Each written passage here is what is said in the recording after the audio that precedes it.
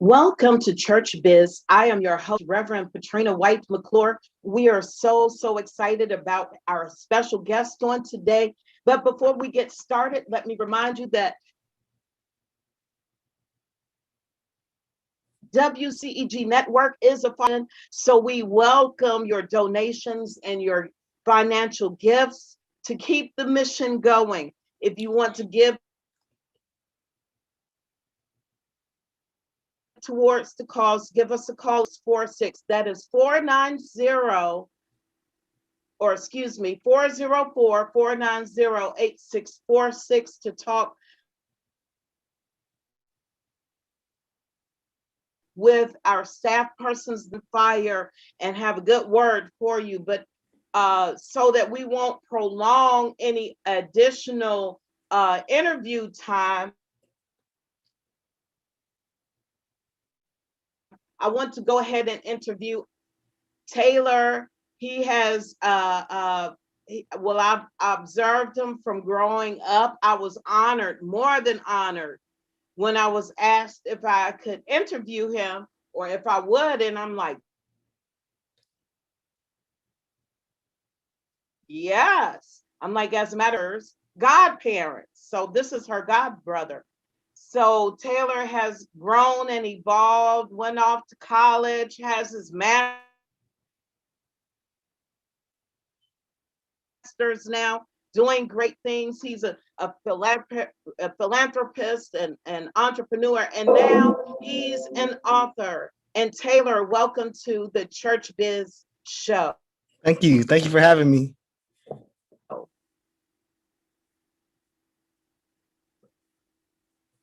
All right. We had a slight little hiccup there. But anyway, thank you, Taylor, for being a part Yes, ma'am. Thank you for having me. of our show on today to talk about your book, Hardships. Taylor, besides me knowing you personally, can you tell us something, or our audience something about yourself that you want them to know? Yes, ma'am. So thank you for having me. I'm happy to be on here. Like you said, you've known me since I was a little tyke running around Mount Ephraim. So it's incredibly fortunate to be able to be here today and be blessed by your presence. So born and raised in Marietta, Georgia, to two beautiful parents, Ron and Beverly.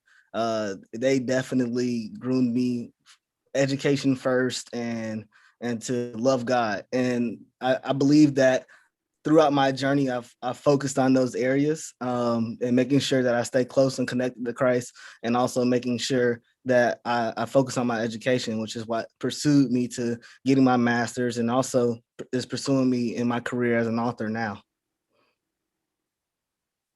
Awesome. And with your mother being an educator and how she's such a proponent for education, with everybody she comes and you and your siblings to continue to educate yourselves or go through the professional institutions, so on and so forth, which have catapulted as far as success goes. Yes, ma'am. Yes, ma'am. All right.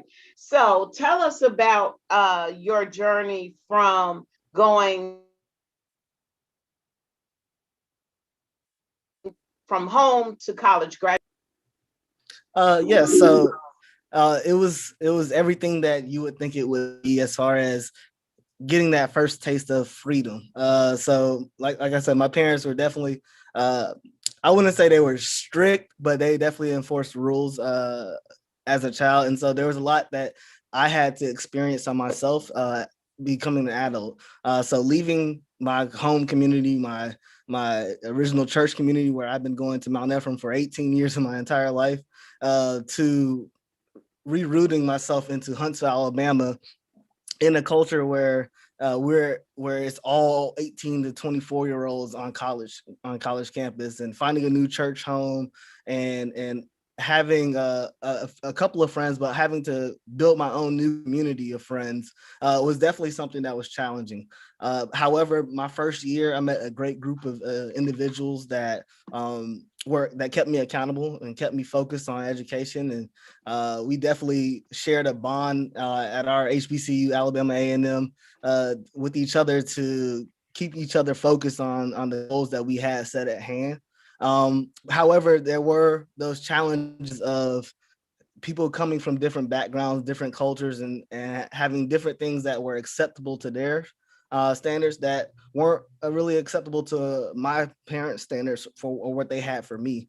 So navigating that, the peer pressures of hanging out with everybody, and also just society's pressure on kind of being somebody in this world. A lot of times the young people look at social media as for validation or verification of them doing things right in life. And so that first initial transfer from being a little sheltered here in Atlanta to moving to Huntsville, where hey, you can stay up till 4 a.m. and you can go to Waffle House whenever you want, and you can, hang out with your buddies all throughout the night. I had to be able to learn responsibility, and I had to be able to learn self-accountability, because I had to count on myself to be able to take care of business first, and have pleasure later. Awesome.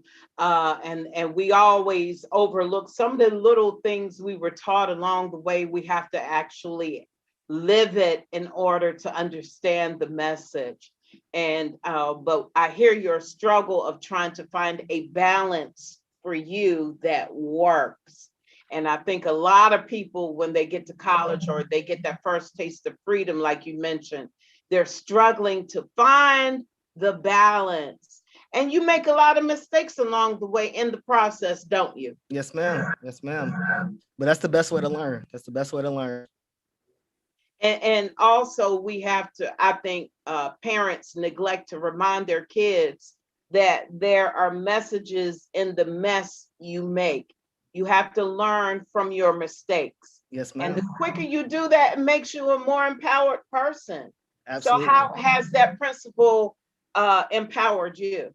No, and I actually talk about it a little in the book, and because one of the hardest things in the book, I experienced a traumatic event where I got a DUI, and I was arrested, taken to jail, and I was a coward in jail because the only number that came to the forefront was my mom's number, and I was so embarrassed to call. Because I felt that I had let them down. I felt that everything that they had done to sacrifice to get me in the position that I am in, I pretty much threw that to the side. And so therefore it was really difficult in being able to say, I'm going to call them. And so I just kind of sat there in the cell and just didn't know what was going to happen. I knew that if 5 o'clock hit, then I was going to be there the entire weekend.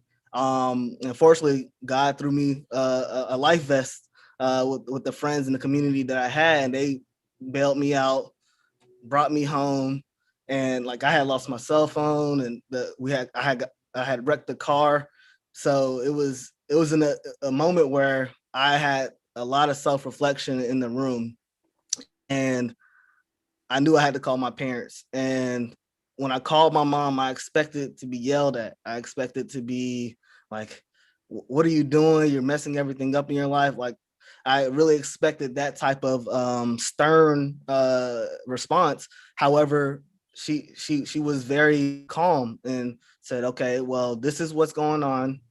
This is what you need to do to get out of it. You need to start researching these different things, and walk me through it. And I think a lot of times we get but between the adolescent age and the young adulthood age, we kind of get distant from our parents as far as talking to them, because we think that the world has changed so much that they could never relate to the experiences that we're experiencing now in a world that has more access to information than anything.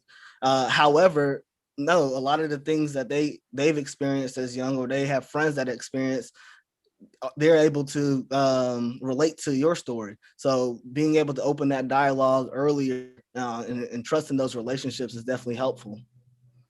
Oh, for sure. And but your parents, they've always had wisdom that everybody can draw from with them. And especially, I know your father has never been judgmental.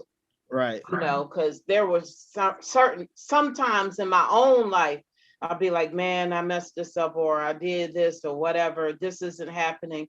And he would always take the focus off the problem and remind me, you know, God is your God. You know, Amen. don't focus on your problems. As long as you got life, you can live through this. And is that a message that you captured in your book as well, that no matter what you go through, you can survive whatever you're going through, but you have to make a decision to do that? Definitely. And the focus is on mental health, but it's really about what you just said about being able to survive throughout all means and all matters, but how to cope with those things as well. A lot of times we allow our experiences to derail our focus on what our purpose is in life. And so the book is really to speak to every generation, but especially the young generation, and let them know, like, hey, you're going to go through different things. You're going to have a lot of trauma that happens to you. Here's how you healthily deal with those things and know that you can survive because you have God in your corner. You have trustworthy family and friends in your corner that are all rooting for you to reach the goals that you have. So I think it's definitely important to have that community around you, to let you know that, hey, you know, pick you up when you need to be picked up and keep you accountable to let you know that you can make it. Awesome. And that's so critical about that, what they say, the African proverb, it takes a village to raise one person. And so you have to rely on, like you said, that community that's around you, because even if your parents don't have the answer, someone else you know might, like even your friends, they were there. And a lot of people don't look to see what options that they have. They look at what they don't have. And we all have options, but we have to be trained to recognize them. And you have parents who have helped raised you to be where you are, where you could look and say, hey, I can talk to this person. Let me check out my resources. What can I choose from to get to the next level? Because we all need each other. That's right. And I'm quite sure you figured that out in college and in your situation. Yes, ma'am. And as well, we all make mistakes. Okay. Exactly. You, even though you were raised to follow the Lord, you still had choices. Correct. And God gives us a free will to decide what we're going to do, to obey or not. You know, the options are there. And so in your case, with your, not to harp on your mistake, but I just want people to understand that even when we make a bad decision, God is still there with you. He doesn't just walk off and leave you. And like you mentioned, when you were locked down, you were like, whoa, he's there. So can you expound on that a little bit more?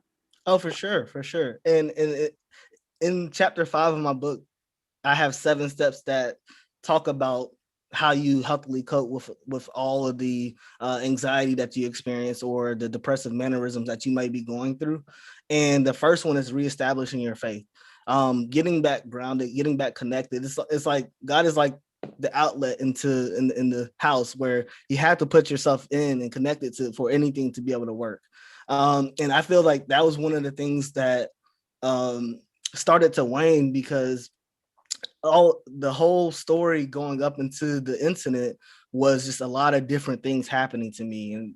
And at the beginning, I was like, okay, God, I know I'm going to be able to make it through this. But then things kept compounding, whether it was my car getting in an accident or my roommate and I getting robbed while we were gone for Christmas break, or the death of my grandfather. A lot of those different things kept pushing those buttons and kept pushing me. And instead, I would fall onto substance abuse and relying on alcohol versus relying on God and the principles that I learned as a young man growing up in Atlanta.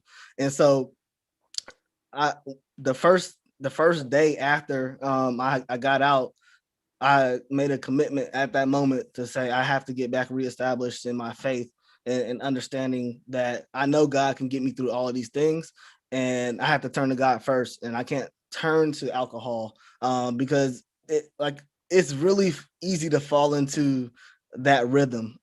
Everybody's heard the age old term, like when you've had a long day, man, I need a drink. I can't wait to get home, get a drink, and like words have power, right? So you don't They need do. that drink. You may want that drink, but you don't need that drink. You need to release all of the energy, the negative energy that has compiled in you in your communication with God, so that you can be able to have a clearer mind when you're trying to steer through all the things that are happening in life. Awesome. And so I hear you're saying that in spite of all of the trauma and the drama in your life, you have been able to develop a clearer focus, and it starts with God. Yes. And then what did you do after then? So after that, I really focused on relying on my trustworthy friends and my trustworthy family. And the reason why I say trustworthy is because there are some people that come from different backgrounds where their family might not be the best or at keeping them accountable as well. So relying on that community that definitely will have your best interest at heart. I was able to start having deeper dialogues with them instead of the, hey Taylor, how you doing? I'm good. And not expounding on like things that are actually going on in my life. I started to have more in-depth conversations around what actually was happening in my life, how it was making me feel. And you would start to feel things lifted. You would start to feel, by just confessing those things out, a lot of times that's the therapy that we need, is just to release it out, so that once you have talked and said it aloud, now you know, okay, maybe I can think about this a little bit clearer of how I will navigate this situation. So I definitely started heavily relying on my friends and my family to help me in those moments of need. Like they said, closed mouth doesn't get fed, right? So I had to be able to keep opening my mouth so that people knew what I was going through and experiencing. And I also challenged them as well to open their mouths, because the longer that it sits there and harbors, the more anxiety that's going to build up, and the more it'll start leaking in towards becoming depressive mannerisms. And so didn't you also notice the more that you didn't talk, the more you were inclined to not talk? Right. Yeah. Right. And I hope people understand that message as well. But you did something critical. You had to sort out your friends. And in other words, you had to define what types of relationships you had, your position in those relationships. And we missed that. Like a basic way we always do it is, if we meet somebody new, we think we're supposed to be romantically involved with them, when in actuality, you might be their teacher or they might be your guide. You have to define your position in the relationship so that the relationship won't be abused. And I'm glad you brought that point out. But the primary one was, the safest place is in the will of God. And so, but when did you realize you had a book within you? So the amazing part is that, and everybody from my first job to my closest friends and my family knew for the last 4 to 5 years that I have been talking about writing a book. So the incident happened in the spring of 2013, and around 2016 is when I really started to catch my stride and growth. But there were still areas of concern. Like there were still times where I would still fall off and fall back into those rituals that were just so easy to fall back into. And so I had started working on the book back in 2016 or 17, and I wasn't able to fully focus on it because of everything that's going on in the world, as far as just trying to, work your job professionally, pay bills, and keep up with everything that's going on. So I was never able to focus onto it.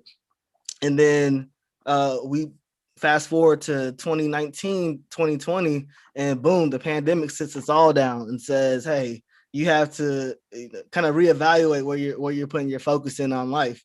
And so that time that I had in the pandemic allowed me to reflect over the past 7 years, and be able to distinctly write out my feelings, and it was therapeutic, because another part of the coping strategy I have is pursuing your passion. And I've always loved writing, and all my friends have always been like, you're an amazing writer. It started off with poetry when I was young, and I thought I was in love at the age of 18, but it transformed into just this love of being able to be transparent on paper. So I took that ability and changed. Like it was really a therapeutic experience where I was staying up and I was really motivated, and I had set milestones, and I would just start to just pour out everything that I felt over those last 7 years, and how I grew. And it really helped me to even further the kind of the process that I had started of coping and being able to deal with anxiety, because once I started writing, it really helped with a lot of anxiety that I experienced throughout those years.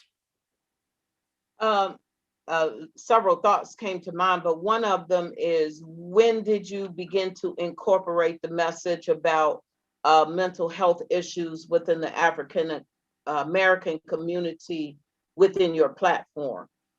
So that was right from the jump, from the initial moment I was writing about it.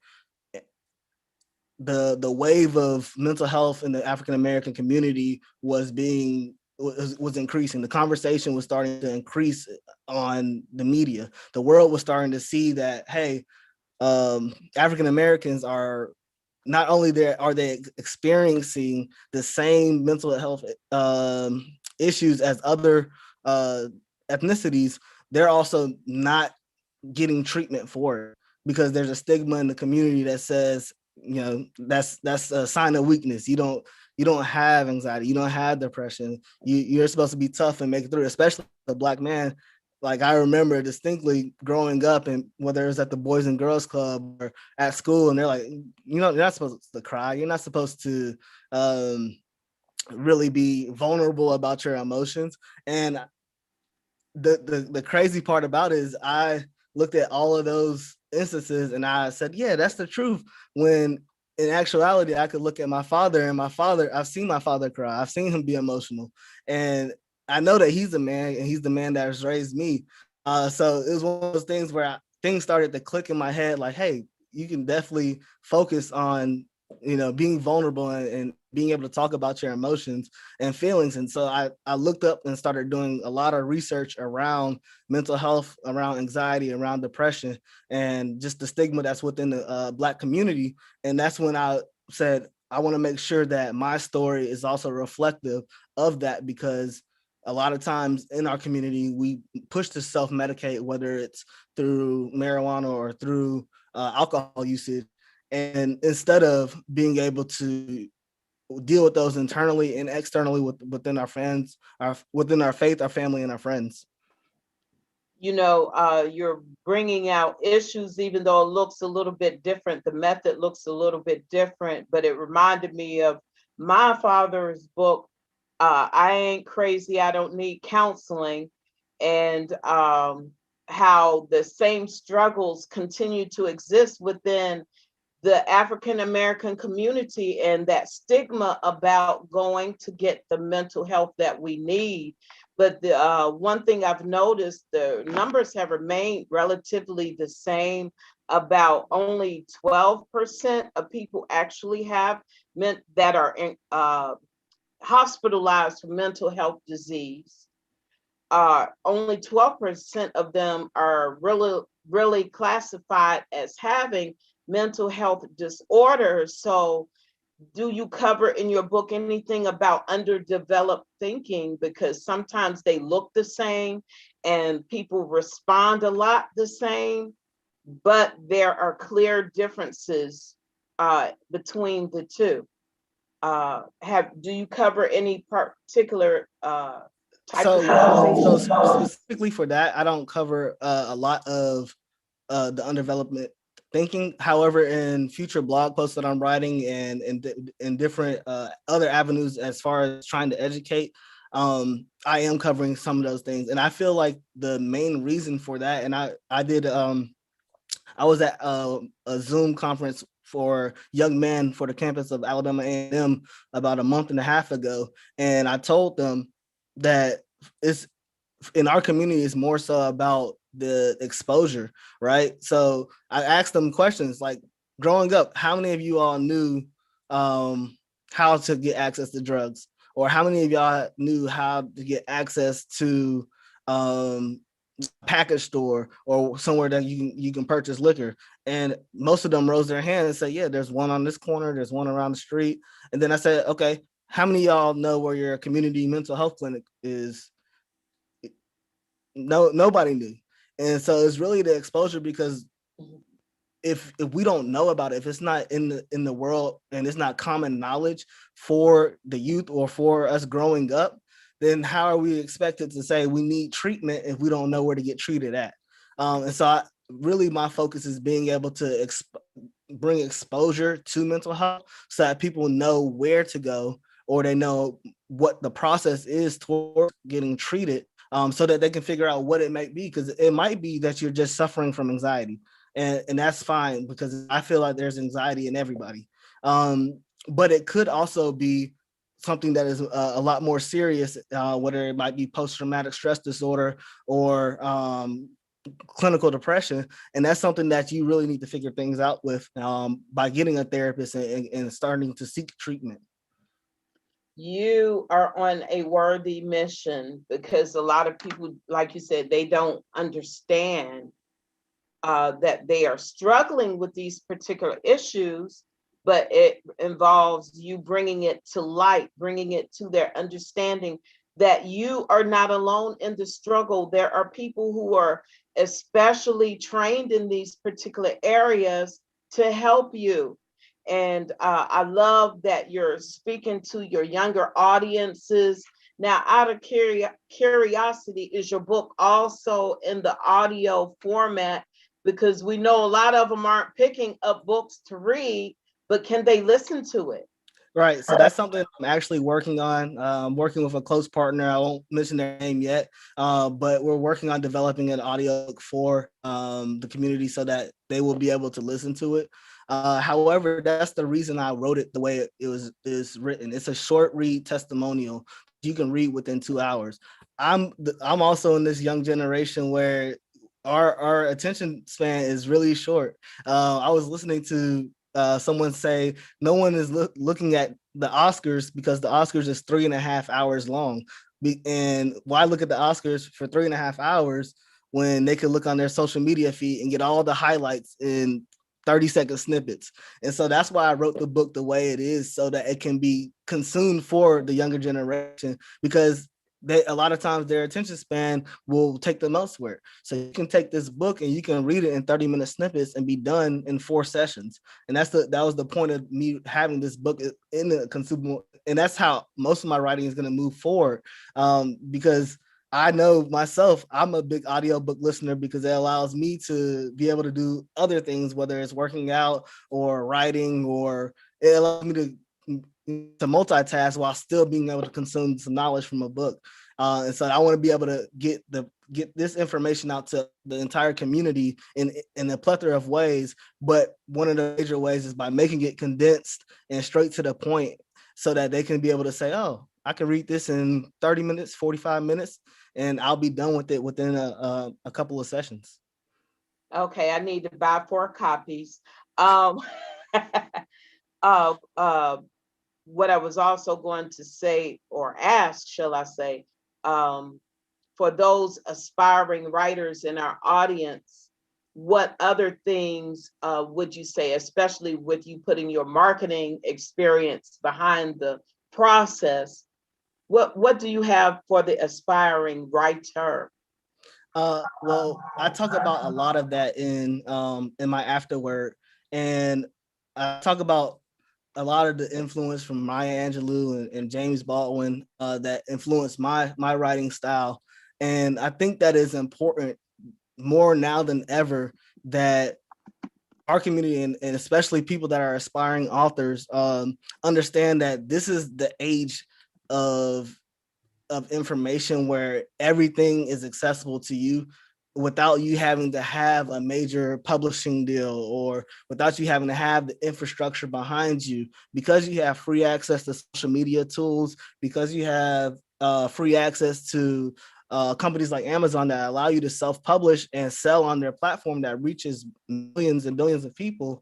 This allows you to have be able to start your own journey with becoming an author without having the barriers to entry that there were in past times.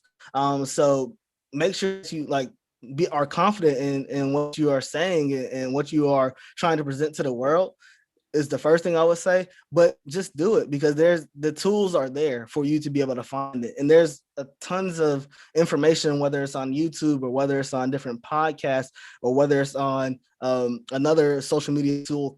Clubhouse has different rooms where they talk about beginning journeys for authors. So there's so much information for you to be able to guide yourself into becoming an author, that if you just access and tap into that information, you can be inspired to go ahead and start your journey off. And you don't have to have, like I said, those barriers to entry that's prohibited people from doing it in the past.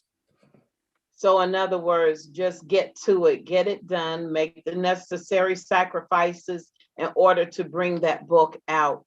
And Correct. Then your life will change from there. Correct. Yeah, because there's a different respect that comes with authors. Bouncing back to the mental health piece, I don't want to just make it a light covering, but have you noticed that people tend to abuse alcohol or drugs to cover up the actual mental health problems that they're struggling with, as opposed to dealing with the necessary issues? Yes, absolutely. And I saw a statistic the other day that says it's more frequent in Black and African Americans than it is in other ethnicities to binge drink or to utilize tobacco or to utilize marijuana as a coping mechanism for, or like a lot of people like to say, self-medicate in a sense. And so I believe that has been something that has been going back decades. That's something that has been passed down from generation to generation for plenty of decades, because alternative solutions have kind of been haven't been looked at. So alternative solutions like meditation, alternative solutions like community meetings, alternative solutions like getting a therapist have not been something that we have spoken about for past decades. And so therefore, how are we going to be able to healthily cope with anxiety and depression without knowing the healthy ways to cope with anxiety and depression? And so that's what all of this is about. All of this is to bring that to the forefront so that people know, hey, you don't have to I'm not saying hey, don't consume alcohol. I still enjoy a drink every now and then as well. But the focus is being able to say, hey, you don't have to turn to that when you're feeling down. There's plenty of avenues for you to turn to make you feel better than those, because all of those are doing are numbing and then multiplying the problems. That's all that they're going to do. And in my book, I like to talk about it is those are what I say the bullets. But what you have to do is identify your triggers. What things are happening in your life that are actually the cause of you saying, I want to go get something to drink. So once you identify those triggers, that's when you can be able to say, hey, I know what's making me feel sad. Okay, now how do I deal with what's making me feel sad or depressed or anxious or any of those related terms? And what they fail to realize is alcohol is also that downer, especially if you're in that particular mindset. But then we have a whole nother community who says that alcohol helps them to socialize better. Like they might go to social settings and there could be all kinds of people there, but they don't know how to relax or open up to talk. And so they use alcohol to help be their liquid courage. Right. And start, mingling and all of that. And, if you don't already have a balance going on, and all it says to me is you lack confidence in your own self, because if you're not confident in talking to someone else alcohol free, then that's what your real issue is, as opposed to using the alcohol to cover that up. Yeah. Do you also address that? Yes, I'm that person. You're speaking directly about me. That because I was always such a shy individual, but because of my training and my learning by being in oratorical contests at the church and at the Boys and Girls Club growing up, I knew how to interact with people, but it was always a facade. It was never something where I was born to be this charismatic being. I just kind of learned how to become a charismatic being in social settings. But social anxiety is a huge thing, especially in today's age where it's not even in direct physical contact, but also in on online and on the internet. So social anxiety is a huge thing, and it all does start with being able to know yourself and to be able to know what you're competent in and having that confidence. I know I was a major person where it would be, if there's a crowd and there's a lot of people, and especially if there are people I don't know and I'm not comfortable with, then there was some times where I would, consume alcohol to kind of lighten the mood. But I discourage that usage when it becomes too much, when you're excessively utilizing alcohol. Like I said, I don't feel like there's an issue with maybe one drink or maybe two drinks, but it's when your social anxiety keeps pushing you to consume alcohol as a covering for you having a lack of confidence to be able to talk to people. So being able to control that is something that's really, really difficult and hard to learn. And I feel like if you do learn how to control that, that's a great thing for you. However, it's a dangerous thing to play with. So if you can focus on the bettering yourself and becoming more confident in yourself and becoming more established in who you are as a person, and also being in social situations that match the person you are, then I feel like that it goes a long way with helping you to be able to not misuse drugs or alcohol. Excellent. I mean, I couldn't put it in better words. You have to make a decision on your posture with the alcohol. Because I remember when I was out in the world, I was like, look, I'm only doing this to have fun. I'm not doing this because I don't want to be an alcoholic, or I don't want to be caught up on drugs, because everybody before Jesus has a testimony if they are really born again. But anyway, but I remember making a decision before I started doing those things. I'm not going to be a drug addict. I'm not going to be an alcoholic. I'm going to learn my balances. And I believe that because I had that mindset going in, it also positioned me to make sure I held myself accountable for my behavior. Correct. And you brought that out earlier, but people need to understand that it's within their power, their control, to not use these things as a crutch. But in order to become their authentic selves, they really have to be partnered up with Jesus. They need to be saved. They need to ask God, why did you put me here? And I think that leaves so many people vulnerable when they don't know what their purpose is, and they run to this person, that one, and the third, trying to figure it out, instead of going to the creator who put them here. Do you have those conversations with people around your age groups?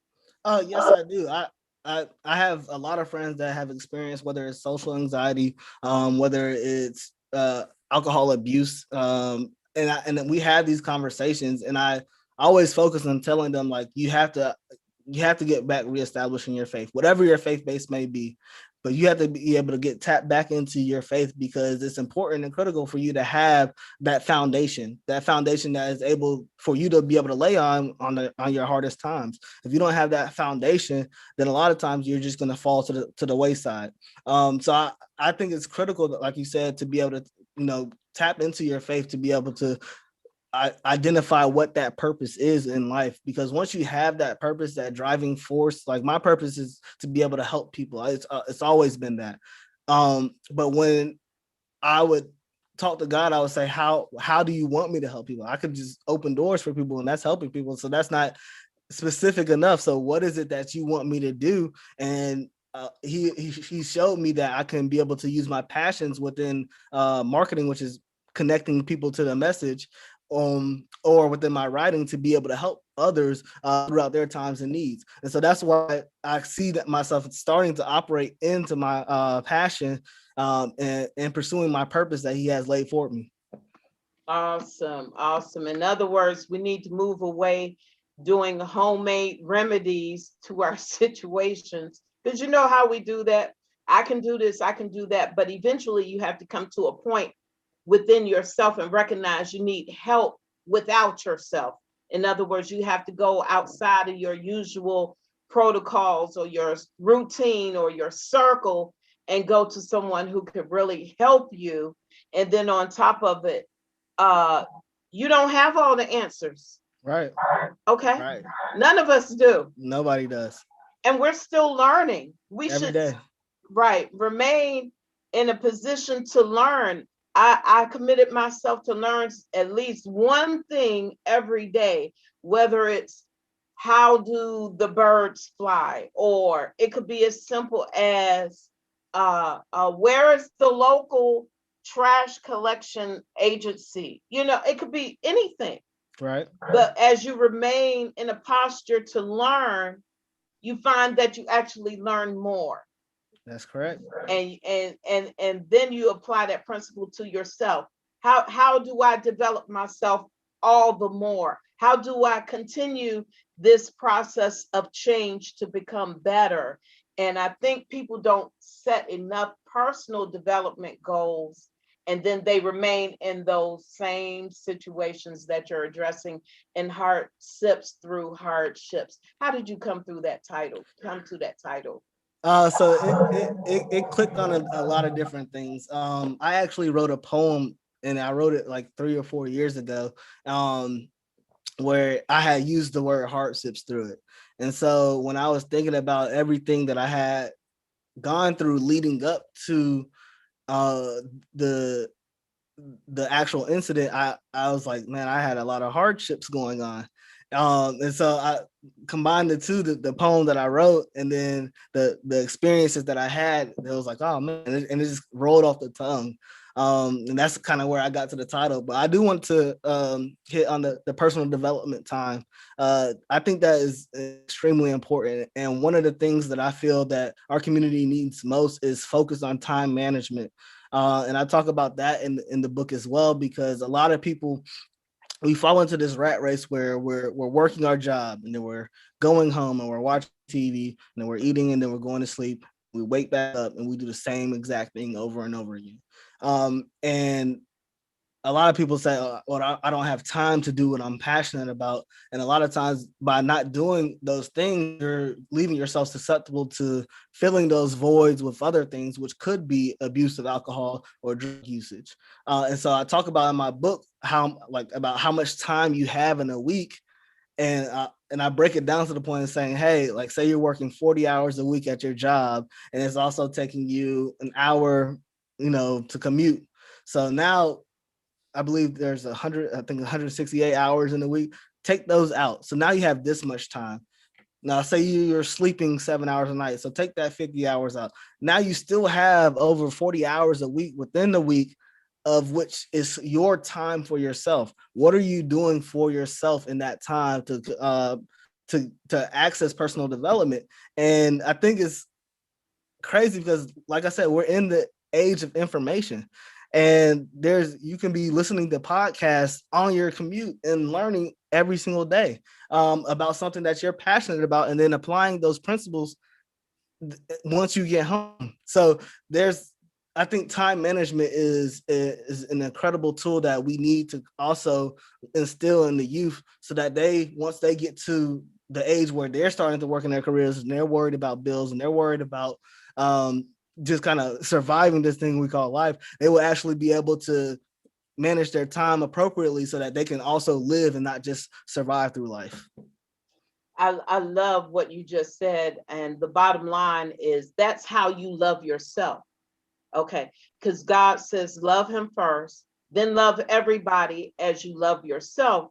But then we pour so much into everybody else, but we fail to recognize the tools that are in our hand, like our time. How do you, like you said, time management? You can't get time back. And so we have to be mindful to pursue our dreams, like you said, and work on those things. Like I used to tell my kids, and that might be why they watch TV, but not as much. So like I'll tell them, if you're watching 2 hours of Cartoon Network, but you say you want to do this over here, whether it's learn an instrument or whatever, when are you going to have time to work on your instrument? Because at the end of the day, it's time to go to bed and get started on the next day. But right. Then you also reminded me of Kirk Franklin's song, I Just Want to Be Happy, but if I keep on doing the things that brings me pain, it's no one else I can blame if I'm not happy. So happiness is within our own reach. It's within our own power. Nobody else has a responsibility to make us happy. Is it possible you could quote your poem to us about the hard sip? I wish I could. I don't I don't have it on me. It was written way back in the day when I was going through heartbreak, when I thought I was in love as a 18, 19-year-old person. But I wrote it and I wish I could be able to quote it, but basically it talks about how you're kind of going through daily issues, and you turn to alcohol, and you're taking a hard sip. And because I think that there's pain in each of those sips, especially if you're drinking for that pain. It's just really reinforcing it and numbing it, but not giving you any type of solutions for it. And I totally get it, because people who don't write, they're thinking, how could you not quote what you wrote? But I'm a songwriter, so I know the struggle. I'll start typing and then or start working on one piece, then I'll start on another, then I forgot what I said over here. So right. I'm like, no, I can't read it. I mean, quote it. I have to read it. And so I totally get that flow right there. I have to learn it one day so I can be able to do that on command. Now, just to be sure, you did self-publish and not get, okay. Now, did you also, I remember you mentioned Amazon. We can purchase your book through Amazon? Correct. You can actually go to my, whether you go directly to Amazon, or you can go to my website, comerconnect.com. And available on the website, you can grab you the copy of the book. Whether you want to get an autograph directly from me with a personal message, or if you want to grab it from Amazon, I have both links under my author page on my website. But also, I'm also selling merchandise as well that goes along with it. I created this brand, Hearts Through Hardships, the brand that focuses on being able to make it more visible. So this shirt actually, I don't know if you can see it, but it says Black Mental Health Matters. And that shirt is specifically made so with the intent in mind to raise money to give to various mental health organizations within our community, the main one being the Black Mental Health Alliance. Awesome. Thank you for answering that too, especially about whether or not if you self-published. That was a question from our YouTube chat, as well as a comment that says, know what you are confident in. Everybody, let us do that. Let us become confident in our own skin. Okay. And so we have to do the work necessary in order to remain confident. All right. Now, how else do we get in contact with you through social media so that we can continue to follow you and know what your next book is going to be about, all of that good stuff? Yes. You can follow my business. Oh, sorry. You can follow my business page at Comer Connect on Instagram or Comer Connect on Facebook to get in contact with me. Those are my two major platforms. And like I said, I have a lot of content coming out that'll be in my Comer Connect has three different phases to it: the apparel and merchandise, digital marketing services, and then my media and my blog. And that's where my book and my author journey go through.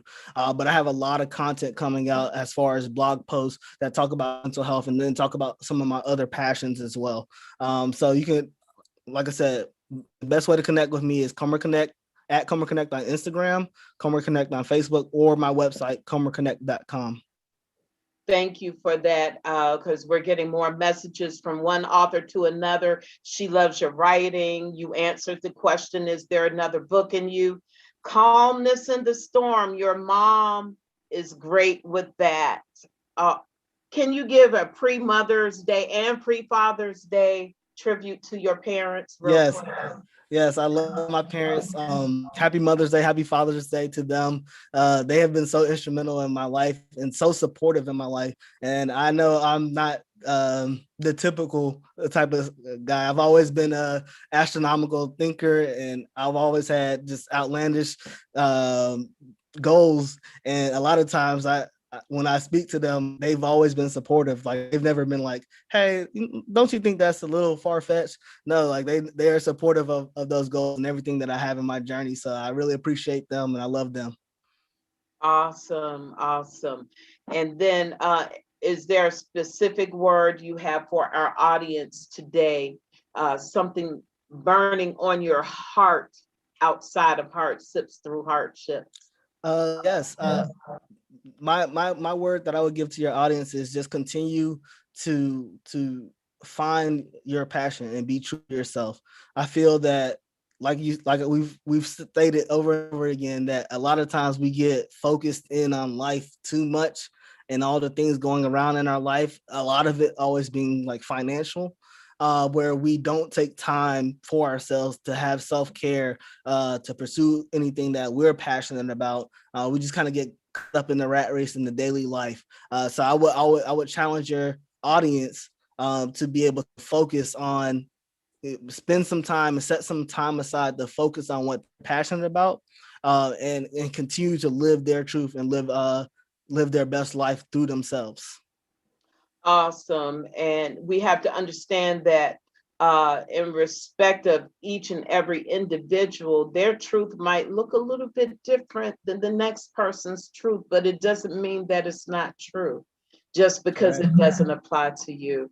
And we have to be, I think, more diligent about not judging others, because when we are judging other people, we're not looking at ourselves. We're not being true judges of our own selves. We're getting more Facebook comments for you. Congratulations. Thank you. To you and your transparency. They're enjoying the subject matter of your book. People are saying they are so proud of you, and they send their blessings to you, because there are a lot of us who have observed you over the years, whether it was during your primary stages and now in your developmental stages as a young man, as you are on your journey of becoming more authentically Taylor. And I'm proud of you, even though we kind of haven't really kept in touch there, but it's okay. We know where our base is, you know. Yes, we can always go back to your parents' house or over to Mount Ephraim to do the reconnect whenever we want to. And we have been blessed to have that type of relationship, as you do with so many, many, many people. And I pray for God's blessings, additional blessings on you. Thank and you. I know there is even more to come. So We're going to look for your name to be a household name. Okay. I appreciate it. I hope Yeah, so. because it's in you. It's in you. That's why you had so many unique dreams, because God is elevating you there. And there is purpose in you, as it is with all of us, but yours is going to look different than some of the others. But God is still in the midst of all of us. And where do you worship now? You know, where do you? Because So sometimes you young adults have to move on to your own, find Jesus for yourself, if you will. Come have your own come to Jesus moment. no, yeah, no. So I was going to All Nations Christian Center in Huntsville, Alabama, but amid the pandemic, I've been tuning back into the home church, Mount Ephraim Baptist Church. And I just want to also tell Pastor White I'm super appreciative. He wrote the foreword for my book, and it was an amazing tribute to not just me, but also to my parents and what they've done for me and for the church. And so I wanted to also just tell Pastor White I really appreciate him as well. Oh, thank you. Thank you. I'll be sure to relay the message. He was excited when I told him I was going to be talking with you on today. And then, but when your name came up, I'm like, of course, and God is doing so much through you young adults, and I want to do my part to support. So I'll be on Amazon, or, well, I don't have an account, so I'll get Ashante to go in the buy I the books understand. for me. I got to still come up in that area. I'm still doing more as far as the technological advances for myself. I'm doing that. So, and I have my team who's pushing me. Oh, you need to do more, but I can't resist change, because when we resist change, that stunts our growth, and anything that doesn't grow is really dead. I call that the living dead. You look like you're surviving and that you're thriving, but you really aren't, because you chose to remain stagnant. That's the word, stagnant. That's exactly the word I was thinking of. Okay. And then, so do you have a special word to inspire them with that energy that comes from your being to inspire us to keep on keeping on? Yeah, I mean, human beings. I say it in my foreword. Human beings are we live to create, right?